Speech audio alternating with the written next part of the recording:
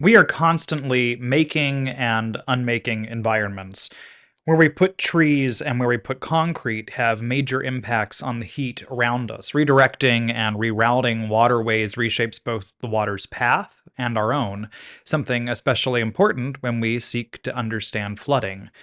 Our relationship to the environment is a dialogue, a constant conversation between natural and human. As our climate changes, so too are our environments changing, but this is not a new development in history. So today, we're sitting down with a historian to talk all about Houston's role in shaping climate change and how it can serve as a model for environmental adaptation around the world. I'm Weston Twardowski, the Associate Director of Rice's Center for Environmental Studies and Associate Director of Eco Studio in Rice's Sustainability Institute, and you're listening to Gulf Streams on KPFT Houston 90.1 FM, Galveston 89.5 FM, and Huntsville 89.7 FM, where we talk with leading experts and community leaders to better understand the environmental problems and potential solutions facing our community. A quick reminder that you can catch up on Gulf Streams anytime through our podcast, available on all major podcast platforms. If you enjoy the show, please like and subscribe to make sure you never miss an episode. Jonathan Levy is an economic historian at the University of Chicago. He's written multiple books that think through capitalism and contemporary America, including Freaks of Fortune, The John Lee, Emerging World welcome of to the program. Capitalism, and Risk Thanks in for having me. America, So and just to Ages of introduce, American your work Capitalism, little a bit history to of the everybody. United States. You're a historian. You've been thinking about Houston. You grew up in Houston. But I would love to know more about what you're currently working on, which I believe is a new book, and also very much how your thinking around economic history has led you to Houston specifically. Okay, so I'm writing a book on the history of Houston and climate change. And I am a historian. I'm an economic historian trained to write about the history of the economy. But as you said, I'm a native Houstonian. I was born in 1978. I grew up in the city. I have not lived here really since my early 20s. And actually, my interest in the project more comes out of my personal history with the city, more so than my training as an economic historian. I've become interested in how to write the history of climate change. And climate change it's a political crisis, it's an ecological crisis, but it's also, as many writers are saying, a kind of crisis of the imagination. So how do we tell stories about climate change that aren't abstract, that aren't just the planet's getting warmer and warmer because we're burning more and more fossil fuels? And so it led me to reflect on my time in the city, my childhood in the city, and thinking about a history of living with climate change, history of living with climate. And thinking that Houston's actually an ideal place to write that kind of history, in part for the rather obvious reason that Houston is the kind of central city in the global energy economy. But it's also because the city floods, the city's hot, the city's humid, that thinking about growing up here and connecting my own personal history to larger narratives about capitalism, about energy, about modernity, it seemed like a fun project to try. So it's a bit of an experimental history narratively, and that's what the project's up to. Yeah. So I think there's some great things that are already popping up for me around obviously thinking about climate, and climate is nothing new. And so I think we can imagine how we might want to talk about Houston climate in a bit. But first, I do want to go back because I have a hunch that as folks were listening and you said, I'm a historian of climate change, probably at least a few people were like, well, that's a pretty short history, right? Like, I think for a lot of folks, that feels like, so you're writing about since the 90s, and certainly we could imagine climate change going back to the longer history of climate change, the Industrial Revolution, with the kind of what we might call the Great Acceleration in the 50s, when fossil fuel really starts revving up and putting off new kind of intensities. But for a lot of people, I think climate change feels like something very new, very recent, something that's only kind of come into the vernacular into recent years. And so I'm curious if you want to talk some about what that history actually looks like, and frame for us a little bit more, what does a history of climate change mean? Where do you start with that? It's a really important question, and you already laid out a number of the most important coordinates. It's true that we typically date global warming, the phenomenon we know, man-made global warming, and historians debate this and geologists debate this, to sometime after World War II, known as the Great Acceleration in Energy Consumption, which you mentioned. It's also true that the sort of modern discipline of history as we know it formed in the late 19th, early 20th century. It goes back earlier to that too. That we could separate kind of man's history from natural history. And that divide has really shaped how we think about the past and how we write about the past. Recently, a number of historians, a number of thinkers have tried to bridge that. Environmental history is probably the most important, the most exciting field in all of historical research, at least in my opinion. And as you say, there's a much longer history to how human beings have interacted with and been shaped by climate that can't just be reduced to the last 50 or 60 years. With that said, the last 50 or 60 years is quite important. And I find it, the period of the city I'm actually most interested in is the 70s and 80s and 90s, the growth of the city in the 70s, the pause in the 80s. There was a depression, economic depression in the city in the 80s. I find it sort of remarkable that the scientific confirmation of global warming as a phenomenon, which happened in the 60s, but it's really in the 80s that scientists attempted to go public about the threats of global warming. And that same period that saw that attempt and the kind of politics and social movements that formed around it is also the period that saw Houston become the fastest growing city in the country, a city that always competes with Phoenix to have the highest energy consumption of any city in the world. So there's a kind of the same moment that we're understanding human beings' capacities to shape the climate is the same moment that Houston kind of becomes the model for how cities in the United States and also around the world grow. And so that tension is something I'm very much interested in exploring. Well, and that's really fascinating, and I think that's a perfect segue, into this kind of broader idea of climate, not just as climate change, but the thing we all live with, right? And I think for many folks, it won't be news that Houston becomes a far more popular place to live with the advent of air conditioning. And I know you're giving a talk later today on air conditioning, actually, and climate control. And so I'd love to hear some just about that role of human ability to manipulate climate in different ways, in many ways allows for Houston to become the place it does. Good. So a couple things. Yeah. Air conditioning is for me the kind of perfect place to start this history of Houston and climate change. In part, we think of the history of climate change, we have to measure how many fossil fuels we're burning, how many temperature, what kind of temperature increase we're seeing on the planet. These are very abstract questions. But, air conditioning, which consumes a lot of energy, is a history of, sitting in a room and feeling comfortable or not. Something we all do, especially in Houston. And it's sort of that, trying to figure out how to write that history, how to tell that story, I think is really important for coming up with histories of climate change that can kind of matter to the lives that we all live. I think it's a myth.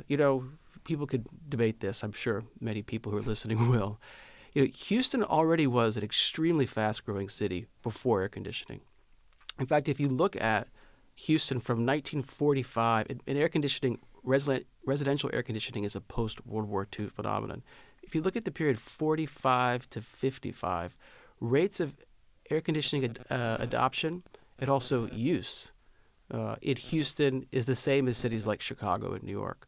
And Houston already was growing. So the city was growing before air conditioning.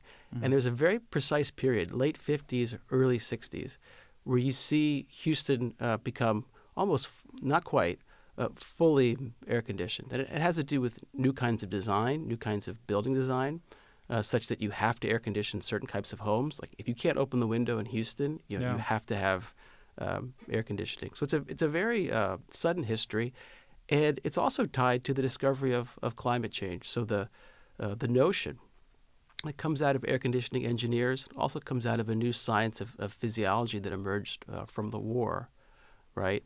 That human beings are better off living in what was called an artificial climate that could be completely sealed, closed, and controlled. That same idea happens at the same moment that people start to conceive of the Earth as a kind of closed system that has its own atmosphere. There's a greenhouse effect, and we can actually measure and understand global warming. So there's that kind of micro scale of sitting in a room and feeling comfortable or not. But air conditioning, the history of air conditioning helps to sort of scale that history and relate it to abstract questions like even the discovery of global warming itself in the 1950s and 1960s. Mm.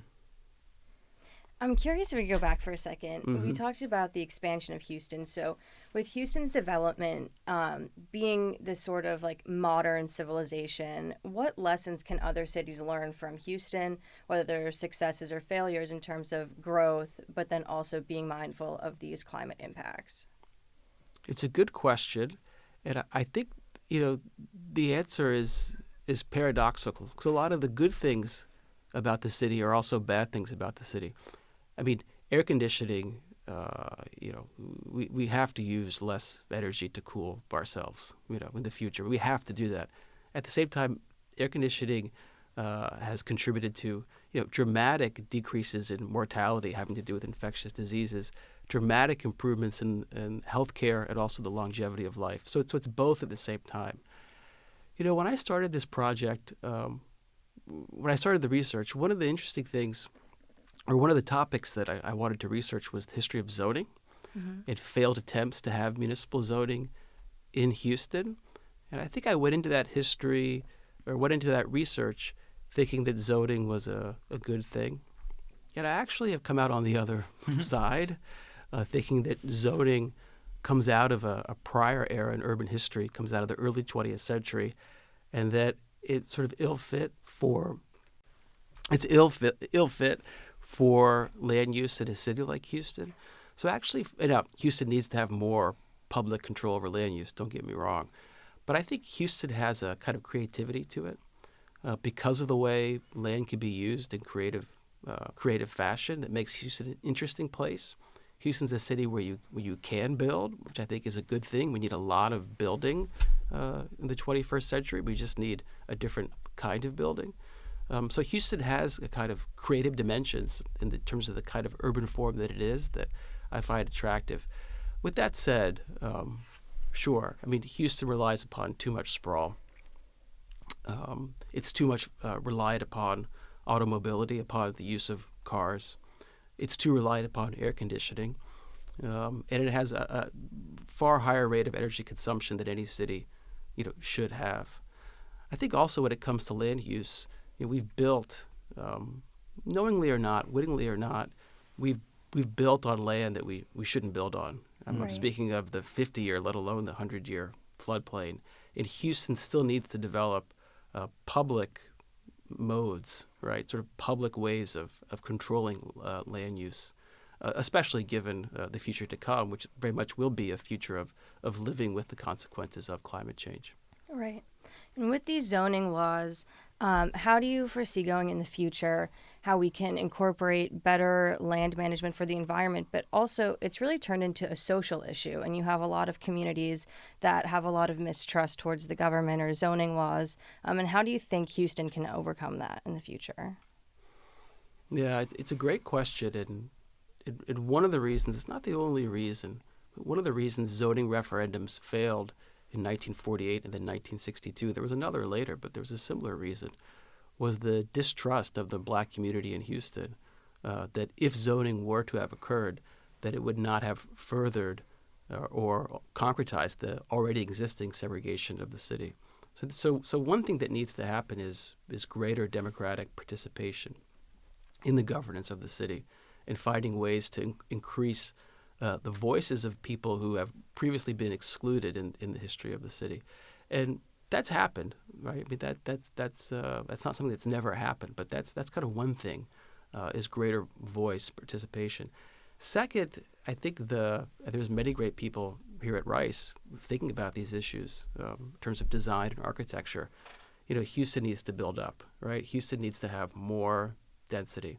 And everything we know about patterns of energy use in cities tells us that the greater density we have, the less people need to use energy to go about their day-to-day lives. And so at some point, the city will have to slow or cease to build outward, and we'll have to start building up. I'm really glad I'm really glad to be sitting down with an economic historian to talk and define myself into a zoning conversation, which is certainly not the first time we've had conversations decidedly about urban design. Jadyn did a great episode quite a while back on thinking about urban design, but also really specifically on transportation. We had Dr. Kyle Shelton on from the Center for Transportation Studies at the University of Minnesota a few weeks, really talking about sprawl and some of these issues in very specific ways as well. And I mean, I'm really glad to point both to the history of efforts to move towards zoning in Houston, but also I find Houston, especially as someone who was not born and raised here and came here with a kind of outsider point of view, which has its hangups, but also means a certain degree of critical distance in ways that means that I look at the city and sometimes have questions that maybe locals don't immediately jump to, right? And what I found fascinating is I certainly know folks on the ground who are advocating for zoning for specific protections, right? And kind of getting at that, we don't want heavy industry to be able to be right in our backyard, right? Mm-hmm. Like that's kind of a classic example. But there's also a really kind of fascinating strain of urban thinkers nationally. I'm thinking of Ezra Klein here, who loves to cite Houston as kind of an exemplar in urban planning. He simplifies it a little too far when he just says all you have to do is get rid of parking restrictions in Houston and you're set. Mm-hmm. But I mean, it is a place that pulls attention for that kind of creative pattern you've identified. And I mean, it's something we talk about regularly is those we have built in places we shouldn't. With that sprawl also comes the real economic consequences. Areas that are more dense have a higher economic output and a greater support of local municipal infrastructure and schools and all the things that taxes help pay for. And so there are multiple kind of compelling arguments, I think, in favor of what wind up being more climate-friendly imaginings of what Houston looks like. But I'm also curious, as a historian and as someone who grew up here, one of the things I really admire about Houston is how it's constantly changing. Like everyone I talk to, is very attached to this idea that Houston will look totally different in 10 years as it has 10 years before, as it has 10 years before. And there's a real acceptance and embrace from a lot of people about a willingness of, this is the place that continues to develop and change and grow over time. And that, I think, and not everywhere, and not everybody loves, their street to suddenly look different overnight, of course. But Houston does seem to be a very adaptable place in a way that I find encouraging, especially in a place that needs to adapt to climate change. Yeah, I mean, a couple things. I mean, first just kind of circle back to the zoning issue in the context of your previous remark. I mean, Houston does need to have better public modes of dealing with land use. And I think the tragedy, which I'd use that word, the tragedy of trying to use municipal zoning as practiced in northern cities 80, 90 years ago to develop that kind of public capacity, that was a mistake, right? And I think that in sympathy to people who tried to develop zoning in Houston, I think it was just the city was so new. And it was changing so fast in the 50s, 60s, 70s, 80s, even to the 90s, that it was just really hard to imagine, right, another way of governing land use than saying this is for industry, this is for commerce, and this is for residential areas.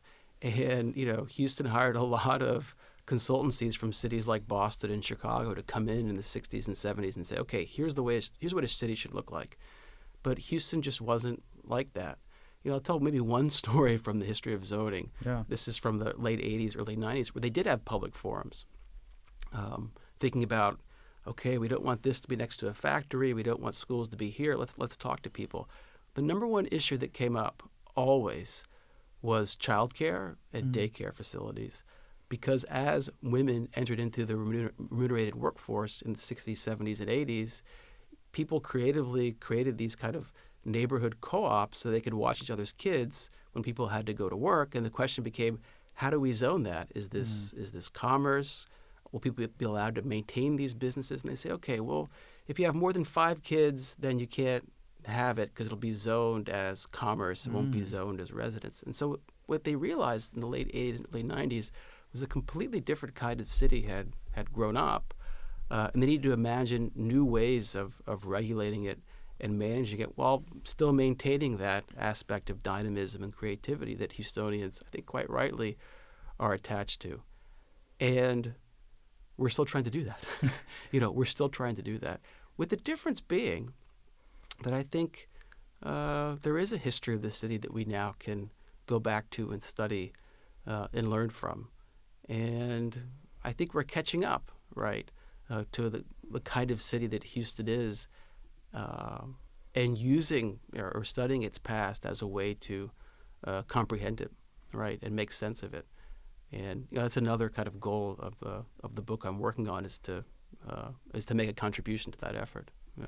I think it's so valuable too. It's making me think actually of we do tend to have this very kind of American mindset around zoning of, as you point out, northern cities that have very strict, kind of strictures on what zoning looks like.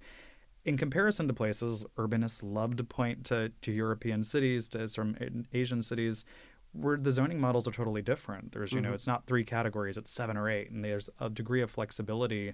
And there's something I think actually incredibly forward thinking about Houstonians in the 80s around saying 3 categories is insufficient. This doesn't, this kind of blockage does not actually make for good urban design. Yeah, I mean, that was part of the problem in that zoning effort, was they did try to create more than 3 categories. They ended up something they called ozone, which would be more flexible. Then by the time they got to the end of it, they're about to zone the entire city ozone. And then it became, well, what's the point of having zoning if everything will be zoned in a sort of mixed use category. Yeah. Okay, so I'd love to hear a little bit, thinking specifically, Houston here, we, as you did point to, there is this obvious connection to the oil and gas industry here. And so as you think about a history of climate change, I am curious, certainly there's that personal motive behind the book, but also what does Houston teach us about some of these global conversations around climate change, and what are you finding in your research around that history of what it means to be energy capital of the world in a world that is rapidly changing? Yeah, I mean, I think the global reach of Houston is often something that Houstons aren't particularly conscious of. They think of their city in the context of Houston itself. They think of it in terms of Texas. But really, since World War II, Houston has had, a whole series of connections to the broader world, and has been involved in oil services and oil exploration. And of course, all the pipelines that grew up in the city during World War II to move oil and to move gas have made it connected nationally and regionally as well too. Probably now, I'd say the last 20 years, sort of culture of Houston has become much more cosmopolitan, and for that reason alone, because of the diversity of the city and migration to the city, that Houston, I think, has developed a sense of itself as a global city. But I wonder, I sort of put the question to you that, with all that said, and with the obvious fact of the importance of Houston to the global oil economy, do most people in Houston think they're living in an urban space that, don't want to be too dramatic about it, but in many respects, the kind of future of the planet, hinges on? It's not a normal kind of thought that most people in Houston have. I think there's some actually historical reasons for it. Again, I think the critical moment in the history of the city is the 70s and the 80s. The 70s saw a huge boom in Houston, tied to, the OPEC oil embargo of 73, and then again in 78, when the U.S. had to rely upon domestic sources of oil and energy. So Houston boomed like it never had before. And then in 82, there was a bust. Oil prices went down, and the economy of the city, really for the first time in its history, collapsed. And there were sort of debates across the 80s about, what are we going to do now?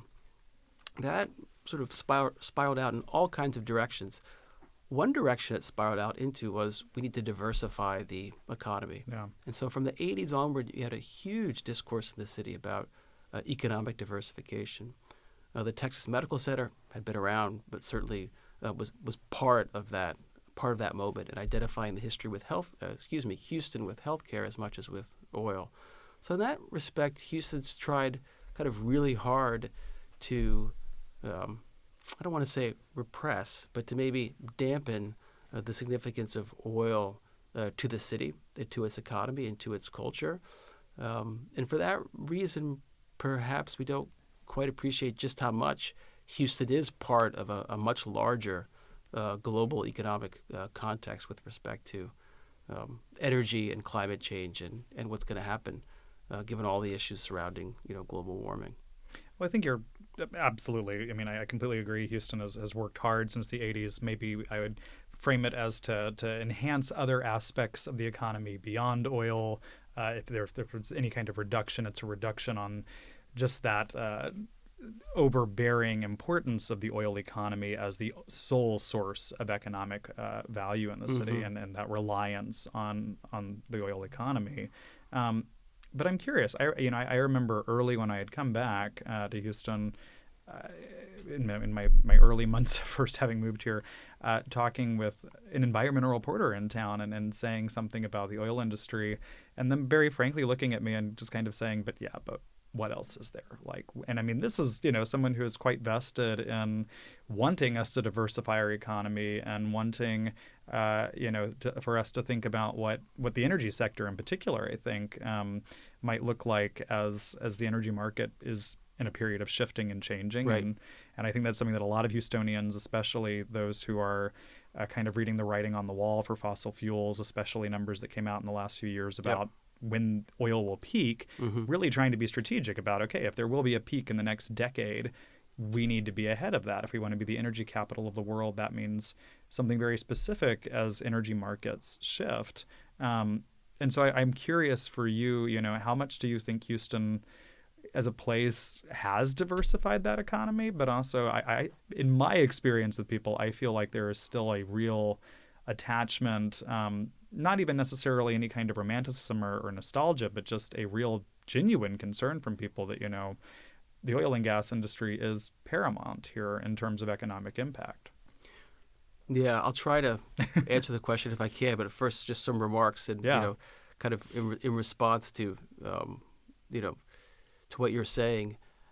I mean, one of the reasons why I'm interested in Houston in the context of climate change is, if you don't have a plan for Houston, right, you have no plan for climate change, right? If you don't have a kind of politics for how Houston should grow as a city in the future and how it should conceive of itself, you have no plan or no politics for the problem of climate change, in a global context. So if we can't figure out land use here, we can't figure out land use, anywhere, right? I mean, I really see it as an important test case. And likewise, the kind of creativity of the city and the way the city's able to kind of piece together and recombine old forms and turn them into new forms, you need that capacity to accomplish the energy transition that we need to accomplish.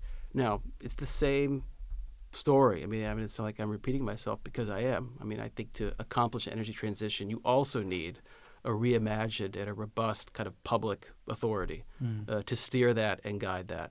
But you're not going to do it, right, through state action alone, right? You're going to need cooperation. You're going to need what Houstonians love, public-private partnerships.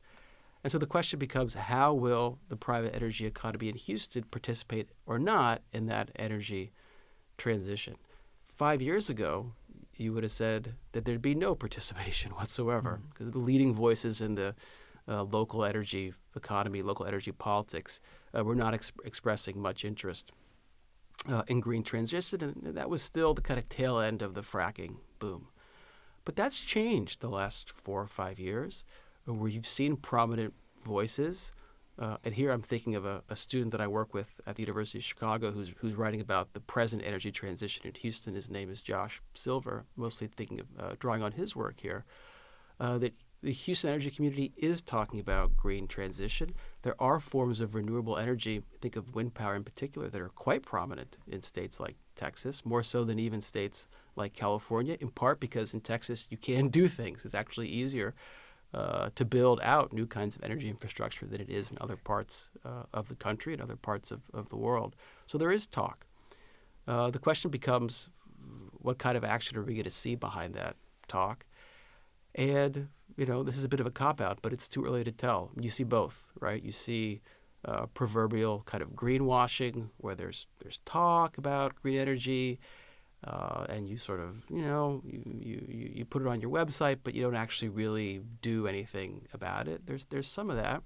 There's also the let's do everything, right? So let's use all of the fossil fuels we can get our hands on, but let's also develop alongside of it alternative sources of energy. That's better than nothing. And then there's also, I think, some parts of the Houston energy community that are committed to saying, hey, this actually is a place. If we can get the financing right, if we can get the kind of organizational forms right, if we can get the technology right, this is a place where we actually can make huge contributions to the energy transition. And as I'm suggesting, I think a lot hinges on that. If that doesn't happen in Houston, if Houston doesn't become a center for that, then it's going to be much more difficult to accomplish the energy transition that we know we need to accomplish. And I suppose I'm probably going on too long here, but maybe the last point I want to make is to tie that back into how people live in the city. And I'm not thinking of any names here. I'm just thinking hypothetically, but it's kind of odd to think of engineer working in the energy sector who's thinking really hard and committed to something like the energy transition, waking up in a suburb, that's an hour and 45-minute drive from the center of the city, and entering into their, giant automobile and turning the air conditioning up and driving, backwards and forwards 4 hours a day to work on that project. So I think, again, the kind of consciousness around climate and energy that could be created in the city, if we can think about redesigning the city or living in the city in a different way, I think that has to be part of rethinking our energy economy in the most grand or kind of abstract sense too. With all of its, of course, to go back to a previous theme of our talk, all the kind of global implications of those issues too. Yeah. I'm curious. So I'm not from Houston, so this could be for either of you. Where are you from? I'm from Pittsburgh. Okay, another energy metropolis. Yes. So I'm more or less in my little rice bubble or at IAH. So I'm wondering, how do you think attitudes towards climate change in industrial cities reflect broader social tensions between environmentalism and perhaps economic survival? So when you're thinking of industrial cities, you're thinking of Or like communities, sorry. communities. Yes. So you mean the kind of communities that are sort of factory communities that are living? Yes. Yeah. I mean, one thing that everybody in Houston should do is take the tour of the ship channel. You get on the Sam Houston and you go down the ship channel and they talk about the factories. It's actually a very good tour. And you come back and you appreciate, right, the kind of infrastructure. And also you see people's homes, to go back to the zoning discussion, abutting these, many of the factories and the petrochemical facilities. I have a chapter in the book on Baytown, the history of Baytown. And, Baytown for a long time had the largest petrochemical facility in the world for like 100 years. It came from Humble Oil. It was built in the 20s and 30s. Then it was built out by Brown and Root during World War II and after. And I kind of became obsessed with reading through the local Baytown newspapers to see how people there were thinking about climate change in the context of their own lives, which very much have to do with families that are rooted in working in those factories and living in those communities. And it's surprising, actually, what you find. You do find people who quite rightly note that their livelihoods are bound up, right, with an energy economy that would be threatened if we were to be less reliant upon fossil fuels.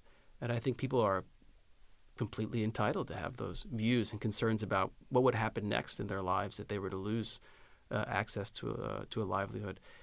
You see a different discourse, too, which I found more surprising and interesting, too, which is a discourse around talking about risk and danger. And, these are communities that have many people working in factories where accidents, right, are common. and known all the time. Accidents from things like, a city like Baytown has pipeline going everywhere, and there'll be fires or kind of outbreaks associated with pipelines ruptures, but also just accidents in factories.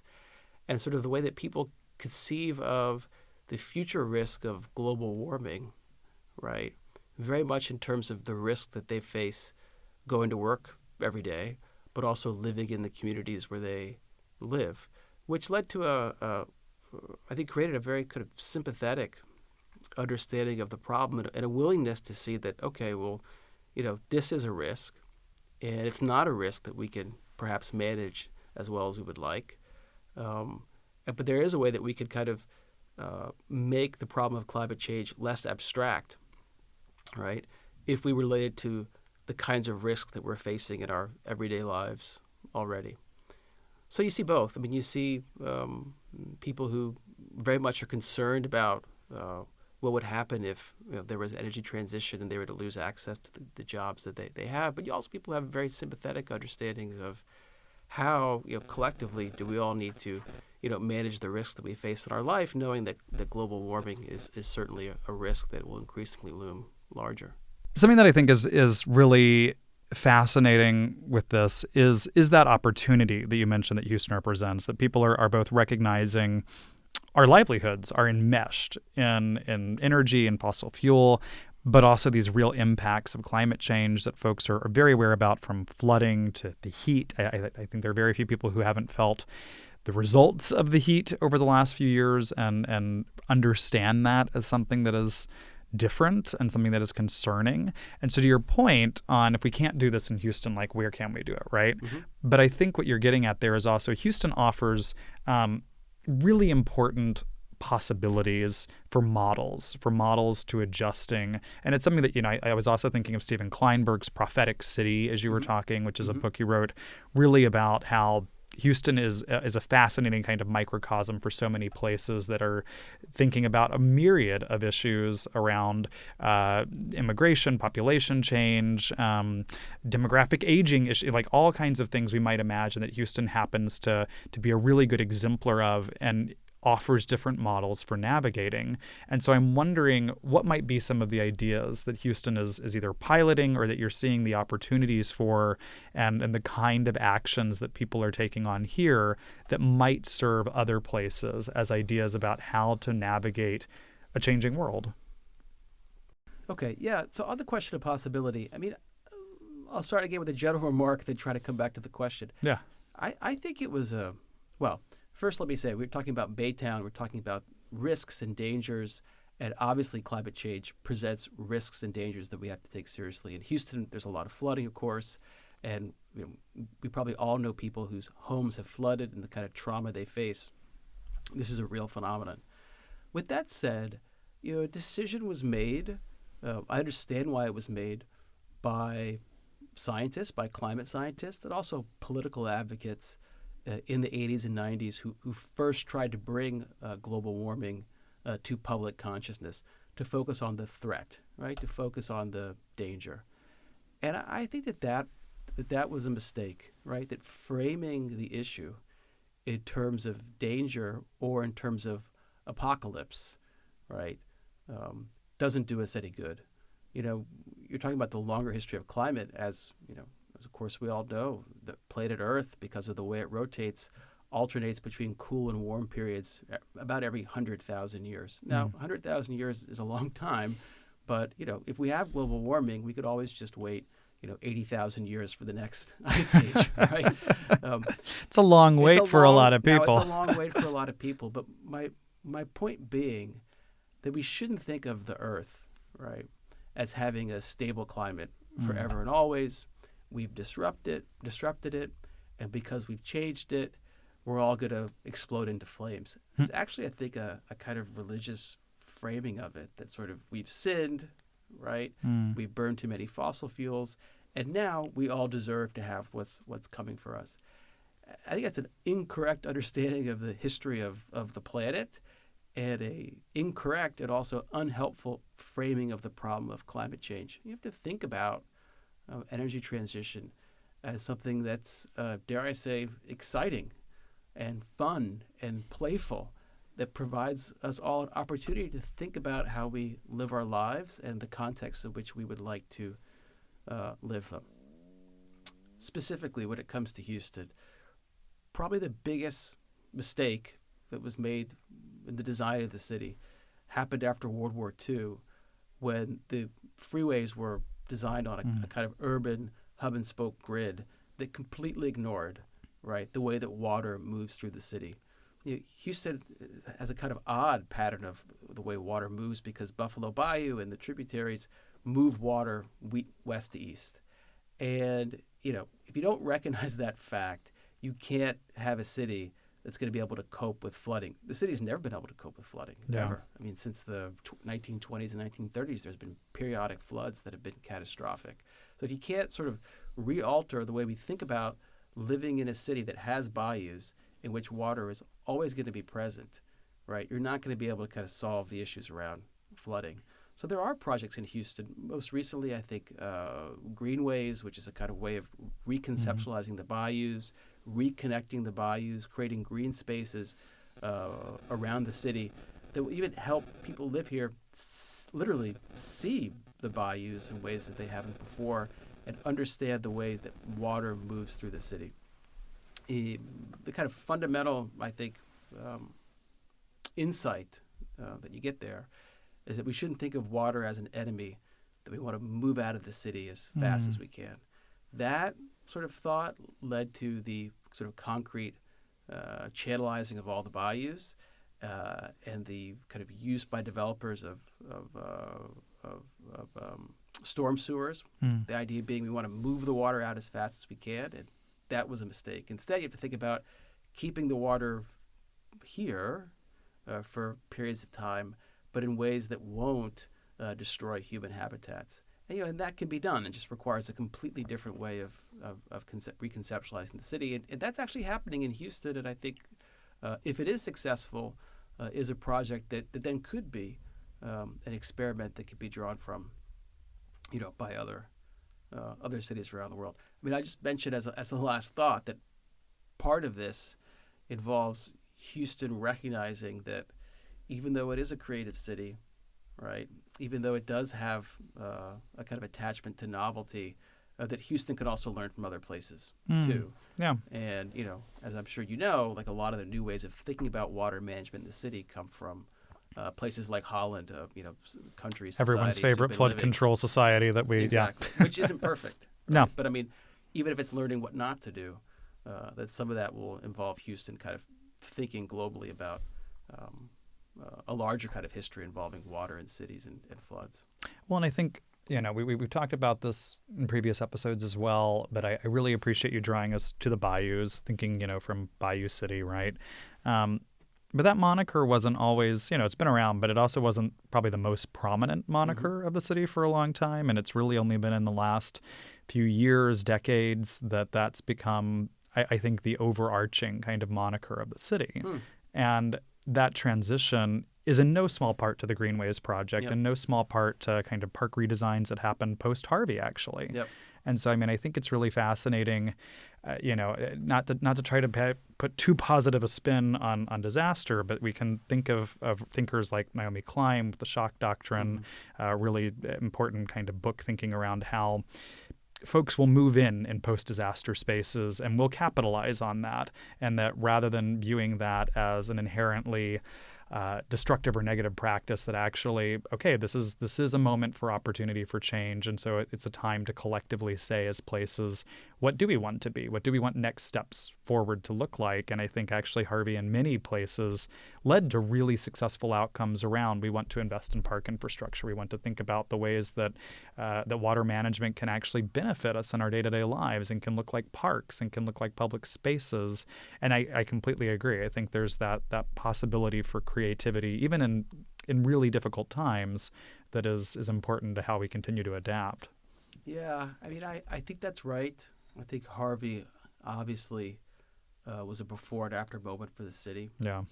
I think just maybe add a contradictory thought. Please. I mean, one of the things. I mean, one of the reasons why I've been happy to see what's happened after Harvey is one of the things I'm discovering in my research is just the repetition of the same debates. So there was a great number of floods in the city in 1979, also 81 and 83. And going back and researching debates about how to handle those floods and what to do next, if you were to scratch the date, October 4th, 1979 out and put October 4th, 2012 or 2002 or 1992, essentially it's the same story. We know development pours concrete. It makes the land less absorbent. Water runs off. We know we have to kind of find ways to manage development, if not to cease it in certain places. We know, despite what the FEMA maps tell us, that the 100-year floodplain isn't really the 100-year floodplain because it's already flooded 3 times in the last 2 years. And the kind of political conflicts at the level of the county, the Harris County Flood District, the city, about what to do about that. We need more parks. We need more green space. We need to think about the bayous as being at the center of the city's transportation infrastructure as much as the highways and roads. It's the same debate over and over again. And it does seem like Harvey was a rupture such that you actually start to see some movement around some of these issues. But of course, there's a lot more movement that still needs to occur. Well, I think that is the time that we have for today. Jonathan Okay, Levy, good. it's been a delight chatting with you. Jonathan Levy is the author of Ages of American Capitalism, A History of the United States. He is currently working on a book all about Houston, and you should look for that when? Maybe next year. Let's hope. Hopefully next year. Thanks so much for joining us. Thank you. All right. Now we'll go to Jadyn with a short, totally different story for you that I think you'll really enjoy. Hey y'all! In the wake of recent hurricanes making landfall, have you ever wondered how these severe storms impact wildlife? Well, if you have, you're in luck because that's what we'll be discussing today. Since aquatic and terrestrial animals are affected when hurricane season is in full swing, there's a wide array of impacts that ultimately occur. For instance, when Hurricane Andrew hit Louisiana, it was estimated that upwards of 9 million fish were killed. Similarly, when Andrew hit Florida, it was estimated that over 182 million fish were killed. Hurricanes like Katrina are also said to greatly impact aquatic species, especially dolphins. So now that we have this understanding of how catastrophic hurricanes can be to various species, let's look at how hurricanes impact ecosystems through flooding, fallen trees, and wind, as well as beach loss and saltwater intrusion. We will also take a look at how hurricanes disrupt the migratory patterns of birds and how harmful the storm debris is in the aftermath of these horrific natural disasters. So to start, let's dive into how ecosystems become disrupted during this time. Many regions across the United States and the globe face severe flooding, and aside from being costly and damaging to humans, the floodwater is also detrimental to ecosystems globally. For instance, when high floodwaters start running the streets, various things can be taken with it, including trash, chemicals, power lines, cars, etc. Due to that, contaminants such as heavy metal, pesticides, and sewage can be found in many places, including the soil and water surfaces, and then expose various animals and plants, in many cases, creating long-term health implications. If you think that's unfortunate but doesn't impact you, so you're not going to worry about it, you are unfortunately incorrect. So persistent contaminants like mercury can accumulate in high amounts in the food web, affecting the predator species and those that rely on the impacted ecosystems, which can then later impact us. Additionally, according to the Hurricane Science and Society, it's important to note that endangered species can dramatically be affected, such as the Puerto Rican parrot, whose population was reduced to half its original size after the passage of Hurricane Hugo in 1989. This is primarily due to the storm surges and flooding in the region. In addition to flooding, wind and subsequently fallen trees can greatly impact ecosystems. According to the Fish and Wildlife Foundation of Florida, wind from hurricanes uproot plants and kill land animals, ultimately devastating natural areas. Hurricanes can also potentially destroy energy and chemical production facilities, gas stations, and other businesses, which can release toxic chemicals and pollutants into the environment. It's essential to note overall the habitat destruction that is taking place. Due to high winds, many animals like birds and insects will be impacted when trees fall down. Moreover, canopy-dwelling species, or those that create their nests in tree hollows, are particularly devastated by downed trees. Some of the effects of this include, first and foremost, habitat loss. but the act itself may actually force animals to migrate to other areas, increasing competition and potentially reducing local bird biodiversity. Also, interestingly enough, according to the University of Florida, high winds that cause trees to fall or damage them severely can enable fast-growing or invasive species by spreading their seeds, further altering forest structure and biodiversity. Until recently, we often overlooked pollinators, but with the rise of the Save the Bees movement, some more light has been shed onto the species, however, not regarding how they are negatively impacted during hurricanes. So, pollinating insects and birds, or more broadly, migratory species, will struggle to find food and shelter when their plants are destroyed or flowers and fruits are stripped from vegetation. Further, wind damage can reduce access to their vital food sources, mainly if the storm occurs during peak migration or breeding seasons. Taking a closer look at the effects of wind during hurricanes, we can see the detrimental impacts that winds have on plants, animals, insects, homes, and communities. So throughout hurricane season, many areas will also experience the loss of beaches. This significantly disrupts ecosystems and wildlife, disturbs their habitat, and destroys many of their food sources. According to phys.org, the loss of natural beaches is either slowly caused by erosion from rising sea levels or by these pulse events caused by hurricane and storms, affecting the stability of building foundations and how the ecosystems of the beach rebound between storms and seasons. Additionally, in another article by Hurricane Science and Society, it can be understood that hurricane-induced storm surges can also transport saltwater, sediment, and other organic matter inland to brackish waters and wetlands and low-lying terrestrial areas, which can have devastating impacts on habitats like mangroves that are home to many endangered species.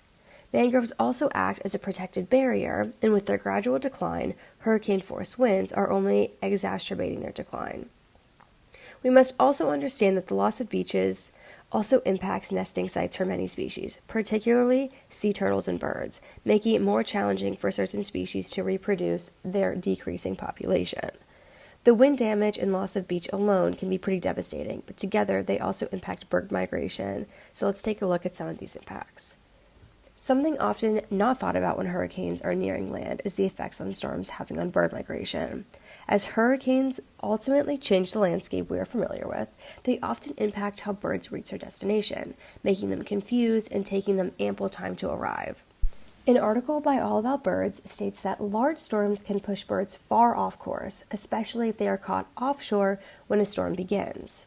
Also, as birds seek safety from these deadly storms, they find short-lived solitude in the eye of the storm, often causing more significant issues later, like being pushed farther away from land as the storm moves. In regards to fallen trees on birds' well-being, they have both positive and negative attributes. For instance, the fallen tree can actually be, in some cases, new homes as it opens up more accessible spaces. However, these fallen trees can also contribute to a large number of bird casualties, according to the National Audubon Society. The aftermath of storms is also quite tricky for birds, as it becomes difficult for them to find food due to the depleted resources, in addition to facing increasing difficulties for building stable nests due to the cleanup crews and construction shifting the landscape around constantly. Lastly, it should be noted that struggles for birds, but really all wildlife, will only get worse with the increase in frequency and severity of these hurricanes that are making their way towards the United States coastlines and coastal regions in other parts of the world. To help mitigate issues for wildlife populations as well as people, we must work together, creating climate action plans that get us closer to our goals of creating less environmental impacts and ultimately trying to reverse some of the climate change effects. The last thing I'd like to touch on is storm debris. It is known that debris from hurricanes and other natural disasters can cause harm to ecosystems, but the question becomes, how much harm? An article by MIT Climate Portal discovered that hurricanes can significantly impact the water quality for marine life. As an enormous amount of rain usually occurs alongside hurricanes, the risk of exposing both the salinity and oxygen levels of marine ecosystems increases, in addition to potentially introducing foreign substances such as oil, fertilizers, and debris that run off from the land. Extra debris can also strain the ecosystems. For instance, the filter-feeding organisms like krill are absolutely essential in sustaining coastal marine ecosystems. However, The more debris that they have to sort through, the more energy that they have to expend, making it harder for these vital species to keep up with the demand. The article also notes that hurricanes and debris from hurricanes can specifically impact the reproduction process in many ecosystems. One element that is affected the most is seemingly coral reefs, as they are unable to just relocate. They often face the brunt of these environmental challenges, though many other species rely on the coral reefs to reproduce, putting them at risk of new population numbers as well. It's also worth noting that debris picked up from storm surges can often significantly impact the beach ecosystems, namely when the coastline is reshaped due to these storms. Storm surges also have the potential to impact wetlands, as they can pick up debris along the way and litter a once relatively untouched place with anything that was in the storm's path. To tie this all together, hurricanes impact the environment and a variety of wildlife in profound ways. The environmental toll of these storms is substantial, from the mass fish die-offs caused by contaminated floodwaters to the destruction of nesting sites for birds and sea turtles. High winds, storm surges, and flooding displace species, disrupt food sources, and alter the structure of the entire ecosystem by spreading pollutants and invasive species. Migratory species, particularly birds, face obstacles that may delay or completely change their paths, further straining their populations. Additionally, the accumulation of storm debris compromises water quality and affects reproductive cycles, especially in delicate ecosystems like coral reefs and wetlands. As the frequency and severity of hurricanes increase, understanding these impacts reinforces the urgent need for climate action. Through proactive conservation efforts, pollution mitigation, and climate adaptation strategies, we can work towards protecting both wildlife and the resilience of ecosystems. Once we acknowledge and address these challenges, we can hopefully prevent our natural world amidst the increasing occurrence of these powerful storms. That's our show for the week. If you have questions or ideas for what you'd like featured on Gulfstreams, leave a voicemail at 713-348-4081 or email us at westonT@rice.edu. A quick reminder that you can catch up on Gulfstreams anytime through our podcast, available on all major podcast platforms. And if you enjoy the show, please like and subscribe to make sure you never miss an episode. Gulfstreams is a co-production of KPFT Houston and Rice's Center for Environmental Studies, with support from the Andrew W. Mellon Foundation and the Rice Sustainability Institute's Eco Studio. Produced by Weston Twardowski, co-produced by Joseph Campana, audio engineer Rico Enriquez, original music by Carter Dean, research support provided by Jadyn Bray-Boyce, Sophia Soltez, and Naman Rensdorf. Stay tuned for the No Exception Show with Marcus French here on KPFT Houston 90.1 FM, Galveston 89.5 FM, and Huntsville 89.7 FM.